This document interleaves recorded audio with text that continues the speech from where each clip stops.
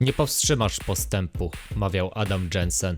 I choć technologia rozwija się w zatrważającym tempie, to istnieje wciąż niemała grupa osób, które nie tylko nie porzucają swoje stare konsole, ale do dziś intensywnie na nich grają. Niestety w drodze rozwoju technologicznego firmy nie oglądają się wstecz i wiele współczesnych telewizorów wyposażonych jest tylko w wejścia HDMI. Niby można zastosować konwertery, których jest wiele na rynku, ale jakość obrazu generowana przez nie miejscami pozostawia sporo do życzenia. Na pomoc przyszedł FrameMeister Scaler, który potrafi wyświetlać naprawdę dobrą jakość obrazu, ale niestety produkcja została anulowana i urządzenie te kosztuje ogromne pieniądze. Czy to znaczy, że nie ma już żadnej realnej alternatywy? I tutaj pojawia się wynalazek o nazwie Open Source Scan Converter, w skrócie OSSC. Czy to urządzenie ma w sobie moc zdolną zadowolić wymagających retro graczy? Sprawdźmy to. Mój egzemplarz zakupiłem w sklepie Bitfunks i w wyposażeniu oprócz samego sprzętu dostałem również pilot oraz zasilacz z różnymi przejściówkami. Samo urządzenie z jednej strony jest wyposażone w wyjście HDMI, wyjście i wejście na dźwięk. Niestety nie znajdziemy przejściówki z dwóch audio cinchów na mini jacka, ale na szczęście taki element to wydatek w okolicach nawet kilku złotych. Wejście na dźwięk dla DVI, wejście komponent, euro, wejście DVI, włącznik i wyłącznik urządzenia, slot na kartę microSD w celu wgrania aktualizacji oprogramowania oraz gotowych ustawień, przyciski służące do przełączania sygnału oraz włączania opcji Scanlines, wejście JTAG oraz wyświetlacz, który może być podświetlany. Aha, i jeszcze słabo widoczny przełącznik audio, którym ustawiamy czy z tego miejsca dźwięk ma wchodzić czy wychodzić.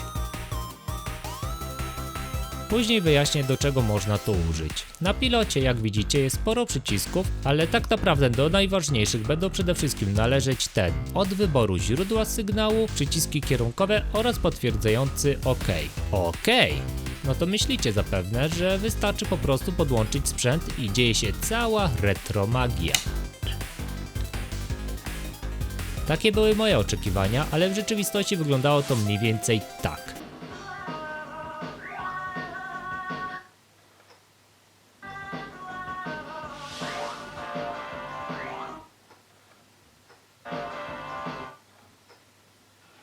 Many hours later.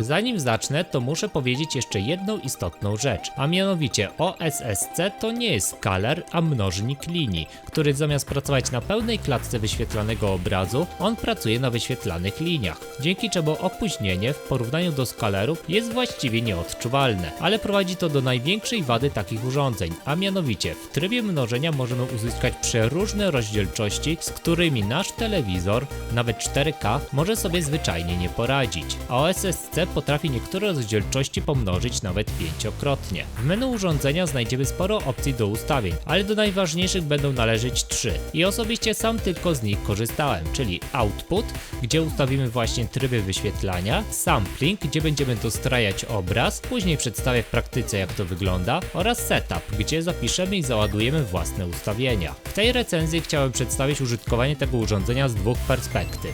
Zacznę od osoby, która chciałaby po prostu pograć na swoich retro konsolach w dużo lepszej jakości na najnowszym TV. Jeśli myślał nad podłączeniem Pegasusa bądź PlayStation 1 poprzez tylko złącze kompozytowe, to taki pomysł odpada, ponieważ po pierwsze OSSC nie ma takich wejść, a po drugie nie współpracuje z żadnymi przejściówkami na euro. Dla PS1 można jednak kupić dedykowany kabel euro, ale w przypadku Pegasusa kupno podobnego kabla nic nam nie da. Dlatego posiadacze tej specjalnej wersji konsoli Nintendo nic nie osiągną, chyba że zakupią sobie dodatkowy konwerter z kompozytu na DVI, euro albo komponent, ale zaznaczam, konwerter, nie przejściówka. W przypadku konsol z możliwością podłączenia na kabel komponent, jak na przykład PS2, Xbox oraz Nintendo Wii, sprawy wyglądają następująco. Gry, które są wyświetlane w rozdzielczościach 480 lub 575i, czyli z przeplotem, obraz taki może zostać pomnożony maks 4-krotnie. I w tym przypadku możemy zaobserwować takie charakterystyczne szarpanie obrazu, które na dłuższą metę staje staje się trochę irytujące oraz, co jest dosyć groźne, jest to nawet zaznaczone w instrukcji,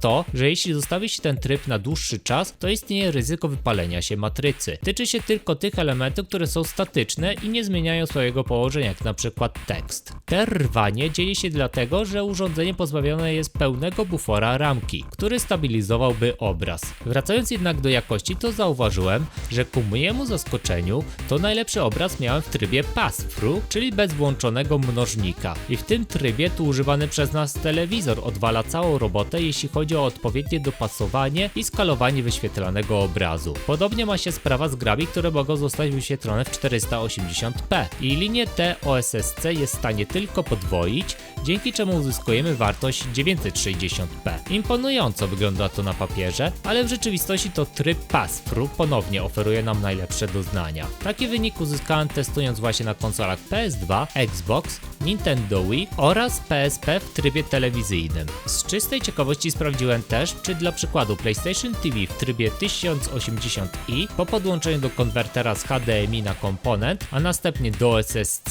wygeneruje lepszą jakość niż 720p ustawione w PS TV. Wynik jest jednoznaczny, obraz jest gorszy. To można sobie zadać pytanie, w takim przypadku po co mi to urządzenie? I tutaj przechodzimy do konsoli PlayStation 1. I to tutaj OSSC pokazuje swoją prawdziwą moc. Wyświetlane obrazy są mega wyraźne i mega ostre. Dla niektórych to może być nawet aż za bardzo. Przy grach 2D to obraz uzyskany nie odbiegał jakością od tych z emulatorów. W przypadku gier 3D to przy trybie razy 5 strasznie uwypuklało charakterystyczną pikselozę dla takiego sprzętu. Jeśli kogoś taka ostrość razi, to w takim przypadku polecam zmniejszyć mnożnik. Taką jakość uzyskałem tylko w przypadku gier wyświetlanych 240p, a jeśli gry są wyświetlane w 480 bądź 575i, to wynik będzie taki sam jak w przypadku poprzednich omawianych przeze mnie konsol, czyli najlepiej będzie ustawić w trybie pass-through. Jest tylko jedno ale. O ile w ustawieniach standardowych, czyli Generic Mode, zazwyczaj wyświetlany obraz jest bardzo dobry, to jednak nie jest to pełna możliwość sprzętu i tutaj właśnie przechodzimy do sekcji ustawień, jakim jest sampling.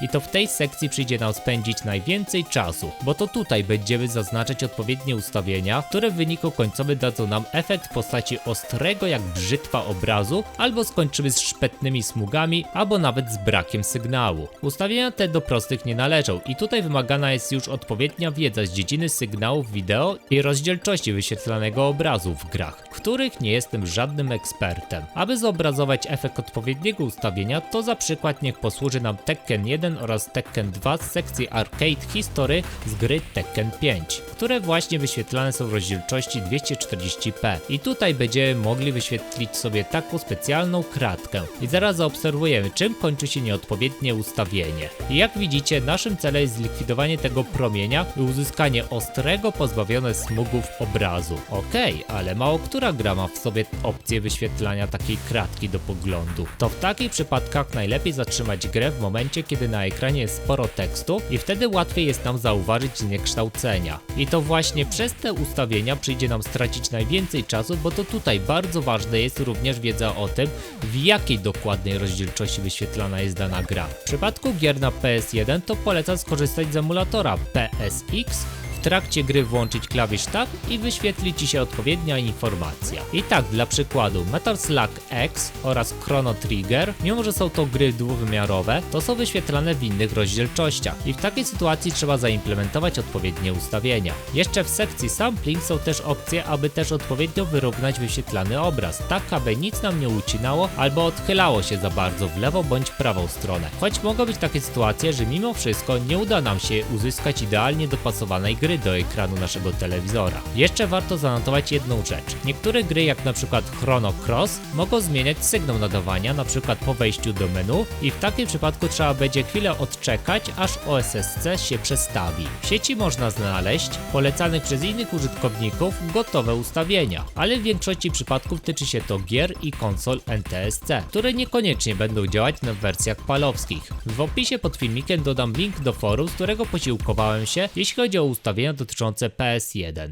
Jeśli jesteście zainteresowani kupnem sprzętu tylko do grania, to polecam sprawdzić również forum dotyczące jego kompatybilności z telewizorami, aby przypadkiem nie skończyć jak przysłowiowe zabłocki na mydle. Sam testowałem na 3 różnych telewizorach i wyniki, choć bardzo zbliżone, to nie były takie same. Na przykład tylko w jednym telewizorze tryb razy 3 przy grach 485/75i mi chodziło, a w trybie razy 5 przy jednym telewizorze wyświetlała mi się zielona poświata i aby to usunąć, musiałem przestawić tryb RGB na inny. Tutaj trzeba też wspomnieć, że OSSC ma możliwość wyświetlać charakterystyczne poziome czarne linie, aby emulować ekrany starych telewizorów CRT. A więc jeśli ktoś to lubi, to może sobie ustawić i odpowiednio sobie wyregulować ich grubość oraz gęstość. Jeśli chodzi o moje doświadczenia, to jeśli kupowałbym to urządzenie tylko z myślą o tym, aby podłączyć do telewizora sprzęt i po prostu grać w lepszej jakości, to poza PlayStation 1 OSSC nie spełniłoby moich oczekiwań. Z własnego doświadczenia tego nie mogę powiedzieć z powodu braku konsol, ale urządzenie rzekomo bardzo dobrze działa z sprzętami takimi jak Sega Saturn, NES, Super NES i inne konsole z 3.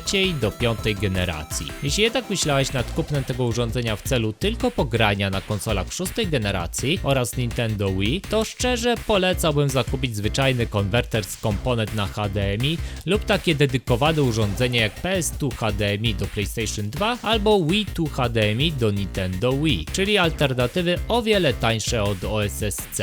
Rzecz natomiast zmienia się, jeśli pragniemy zgrywać materiały wideo w lepszej jakości bezpośrednio z konsol, ale to tutaj dopiero zaczyna się mega wyboista droga. Otóż okazuje się, że OSSC jest sprzętem, który nie za bardzo współpracuje z kartami przechwytującymi. Sam osobiście przetestowałem to na 5 kartach i okazuje się, że zdecydowana większość z nich nie chce przechwytywać obrazu w trybie większym niż razy 2, a gry w 480p to nic poza pass-through. Spowodowane jest to właśnie tym, że urządzenie wyświetla gry w przeróżnych rozdzielczościach, z którymi karty przechwytujące nie są w stanie obsłużyć. Wyjątkiem tutaj okazały się karty od firmy Hopage, które tylko przy konsoli PS1 potrafiły nagrywać w trybie razy 5, ale po pierwsze tyczyło się to głównie gier NTSC, nie palowskich, po drugie przy starszym modelu nagrywałem przy ustawieniach dające pełną ostrość obrazu, a w przypadku HD PVR Pro 60, który potrafi przepuszczać sygnał 4K i zapisywać Full HD w 60 klatkach, nagrywał mi tylko w trybie generic.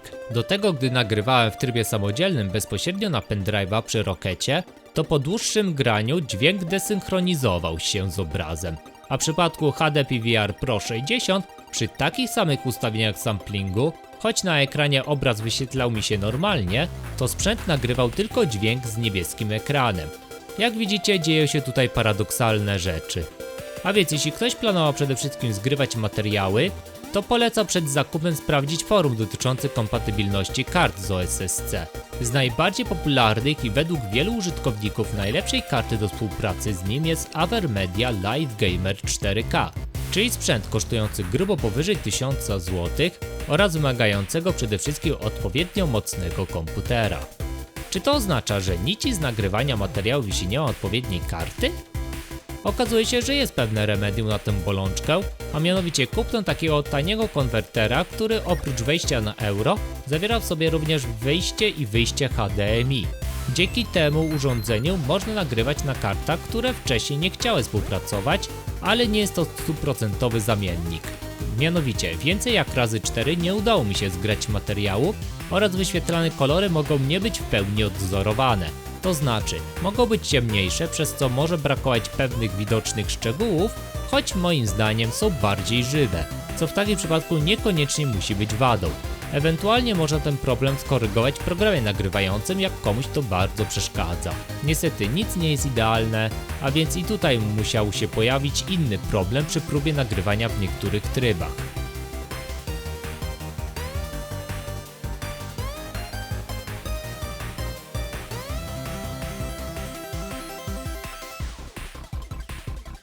Jak widzicie, płynność gdzieś nam zaginęła, ale można ją przywrócić, kiedy przestawimy urządzenie w tryb DVI, ale wtedy z kolei tracimy dźwięk.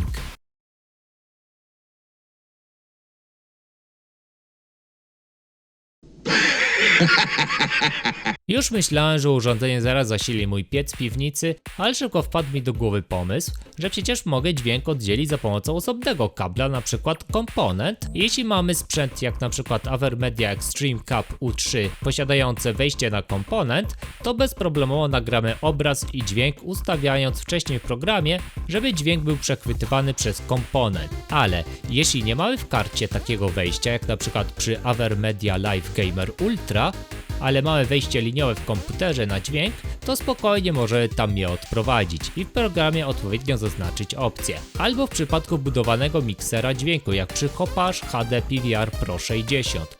To również tam możemy odprowadzić dźwięk. W przypadku podłączenia urządzeń na euro, to za pomocą tego małego suwaka, które przełączamy, aby wydobyć z tego wyjścia dźwięk.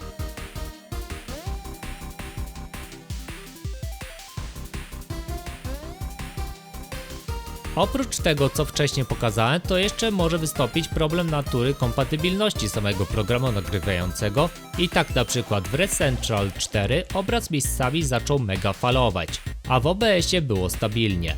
Później po dłuższej zabawie z samplingiem zdołałem usunąć te falowanie. Jakby ktoś próbowałby w połączeniu z takim konwerterem w trybie DVI zgrywać obraz, to tutaj podrzucam moje ustawienia. Mam nadzieję, że się komuś przydadzą.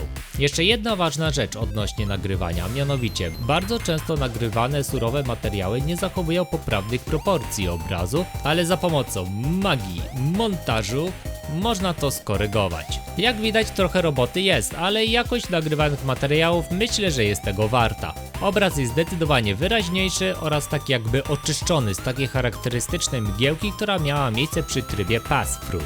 Może to nie jest taka petarda w jakości jak przy PS1, ale zawsze lepiej. Tutaj jeszcze taki protip ode mnie, jeśli chcecie w jeszcze lepszej jakości nagrywać materiały z PS2, to polecam posiłkować się FreeMC Bootem. Jest to soft mod, czyli program, który przerabia konsolę, ale nie w sposób trwały i nieodwracalny, czyli idealne rozwiązanie dla osób, które brzydzą się pomysłem stałego modowania swojej konsoli. Taki FreeMC Boot wgrany na karcie pamięci wystarczy włożyć do konsoli i dzięki temu możemy m.in. wymusić na niej wyświetlanie obrazu nawet w rozdzielczości 1080i. Dla tych, co nie wiedzą, to PS2 miało taką możliwość, ale naprawdę niewiele gier to wspierało. W przypadku palowskich konsol Xbox, które w przeciwieństwie do wersji NTSC nie miały domyślnie możliwości ustawienia obrazu w trybie 480p, chociaż je wspierały, co było według mnie jedną z najbardziej irracjonalnych decyzji w historii Xboxa. Więc tutaj również polecam softmodować sobie sprzęt. Takie jeszcze wtrącenie odnośnie nagrywania z PS2. Jeśli posiadacie już taki konwerter z Euro HDMI na HDMI, które pokazywałem wcześniej, oraz zwykły konwerter z komponent na HDMI lub PS2 HDMI, to przy połączeniu ze sobą tych dwóch urządzeń oraz wymuszeniu wyświetlania w 1080i uzyskacie naprawdę przyzwoitą jakość obrazu, praktycznie nieodróżnienia od tego z OSSC. Okej, to tyle wtrącenia, lecimy dalej. Problem przy OSSC jest taki, że trzeba być przygotowany na to, że jedne ustawienia, które dobrze działają z jedną grą, niekoniecznie będą pasować do innej gry. I podobnie z ustawieniami pod kartę przechwytującą, więc będziemy musieli przestawiać je ponownie, na czym stracimy mnóstwo czasu, zanim odkryjemy idealne dla nas ustawienia. Na szczęście w urządzeniu jest opcja zapisywania naszych przestawień i pozycji na to mamy aż 9. I to właściwie byłoby na tyle, jeśli chodzi o moje doświadczenia związane z tym urządzeniem. A więc, czy OSSC ma w sobie moc? Moim zdaniem tak, ale niestety jest to mega zaawansowany sprzęt, który wymagać będzie od nas przede wszystkim sporą dozę cierpliwości oraz samozaparcia w celu uzyskania jak najlepszej jakości. Jeszcze jedna ważna rzecz. Niedawno ogłoszono nową wersję urządzenia pod nazwą OSSC Pro z kilkoma usprawnieniami, a do najważniejszych to przede wszystkim dodana opcja skalowania, dzięki czemu sprzęt powinien być bardziej kompatybilny z telewizorami i z kartami przechwytującymi oraz zaimplementowany pełny bufor ramki, dzięki czemu nie powinno być już tych charakterystycznych szarpań przy sygnałach z przeplotem. Więc jeśli nie masz teraz ogromnego ciśnienia na kupno tego sprzętu, to lepiej poczekać na jego usprawnione wydanie. Wideo porównawcze z gier postaram się wrzucić w osobnym filmiku oraz jak w przyszłości wzbogacę się o nowe retro konsole, to powstanie uzupełnienie do tego filmiku. Jeśli macie jakieś pytania odnośnie tego urządzenia, to śmiało je zadawajcie. Sekcja komentarzy jest dla Was, a ja się z Wami żegnam. Jak się podobało, to prośba o łapkę w górę, suba oraz obserwowanie mnie na fejsie i Twitterze. I widzimy się w następnym, mam nadzieję, że niedługo, w nowym materiale. Cześć!